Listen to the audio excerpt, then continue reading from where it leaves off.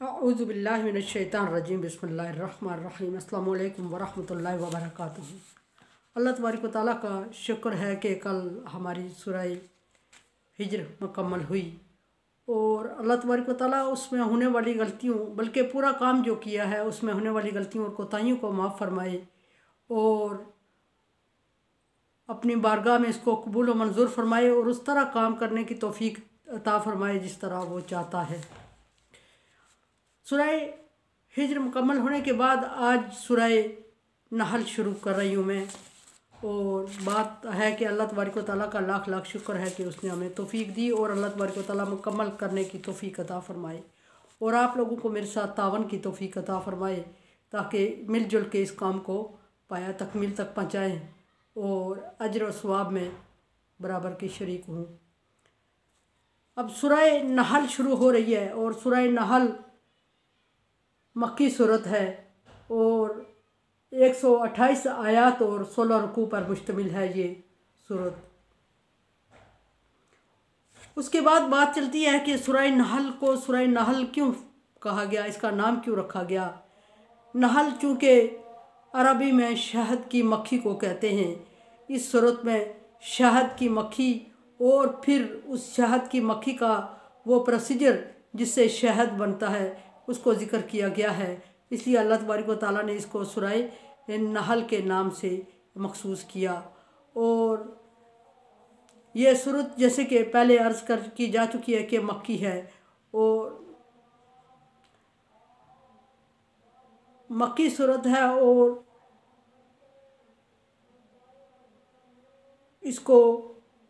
इसकी कुछ आयात मदीने में नाज़िल हुई, हिजरत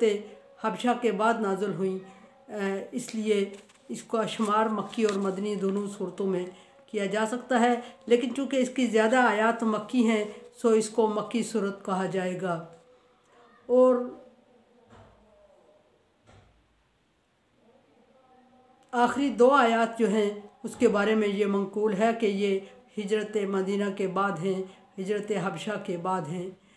फिर इसके मज़ामीन क्या हैं। आगाज़ में तहदीदी जुमला इस्तेमाल हुआ है और वो जुमला ये है कि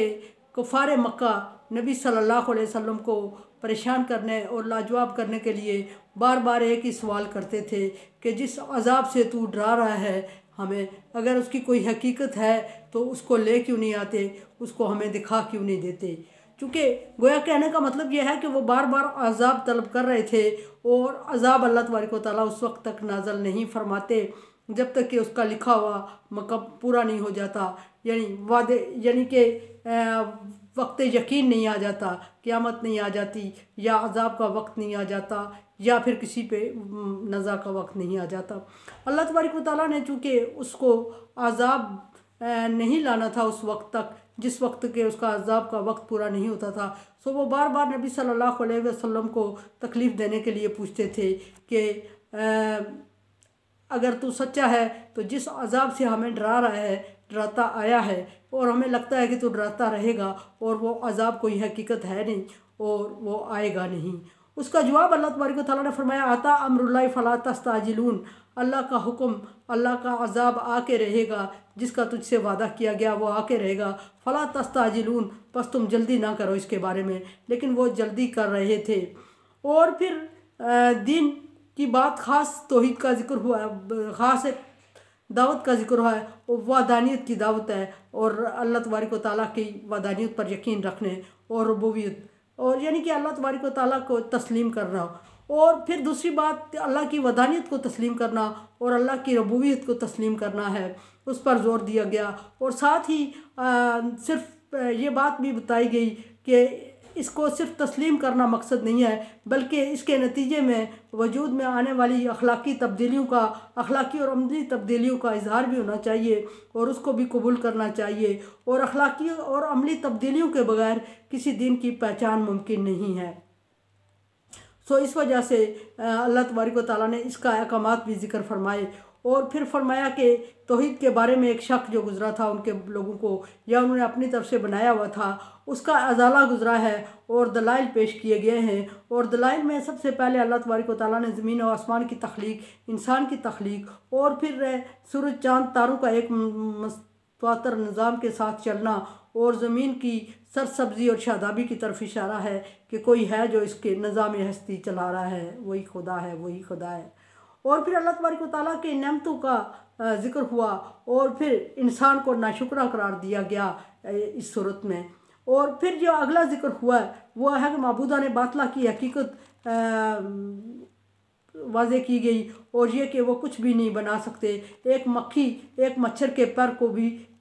तख्लीक नहीं कर सके, और ये कि बल्कि अपने ऊपर बैठे हुए मच्छर को नहीं भगाने पे कादिर हैं, अपने बाजू और हाथों को, पाँव को और इवन कि आँखों की पलकों को भी हिलाने पे कादिर नहीं है, फिर उनका माबूद होना क्यों कर सामने है। और फिर इलाहुकुम इलाहुन वाहिद कह के अल्लाह तबारक व तआला ने इसको इसकी दलील जो सबसे मजबूत दलील वो कंप्लीट की। और फिर फरमाया कि क़यामत की वजाहत की गई और क़यामत के बाद और उसके बाद आलम बरज़ख और क़यामत के मनाजिर को इसमें किसी हद तक इस सूरत में ज़िक्र किया गया। और फिर फरमाया कि मुशरिकीन की बुरी खसलत को ज़िक्र किया गया और वो सबसे बुरी खसलत मुशरिकीन की ये थी कि अल्लाह तबारक व तआला के साथ वो तरह तरह की चीज़ों की अल्लाह के साथ निस्बत ठहराते थे। मरियम अलैहिस्सलाम के साथ निस्बत, फ़रिश्तों को अल्लाह की बेटियां कह के निस्बत, और इस तरह पैगम्बरों को अल्लाह के साथ निस्बत दे दी और वलीउल्लाह को अल्लाह के साथ निस्बत दे दी। इस तरह की चीज़ों को ज़िक्र फरमाया और इस तरह की चीज़ों की रद्द फरमाया और ये ज़िक्र है इसमें। फिर रहमत इलाही ज़िक्र की गई इसमें, ये रहमत इलाही और साइंसी इजाज़ के शहद की मक्खी और फिर कुदरत का एक और करिश्मा कि शहद की मक्खियों में भी सब में अल्लाह तबारक व तआला की तरफ से शहद बनाने की कुदरत नहीं होती, सलाहियत नहीं होती, बल्कि ये मादा मक्खी ही शहद बना सकती है। नर मक्खी सिर्फ उसके लिए खुराक का इंतज़ाम करती है। और ये साइंस में बहुत बाद में इस चीज़ को साइंसी तौर पे साबित किया गया, बल्कि कुरान पाक में इस बहुत पहले इसका ज़िक्र हुआ था। और फिर हशर की मंजरकशी की गई और उसके बाद इफ़ाए अहद और पर अहद का हुक्म दिया गया और इफ़ाए अहद पर रखा हुआ मखसूस अजर अल्लाह तबारक व तआला ने ज़िक्र फरमाया। और फिर इसके बाद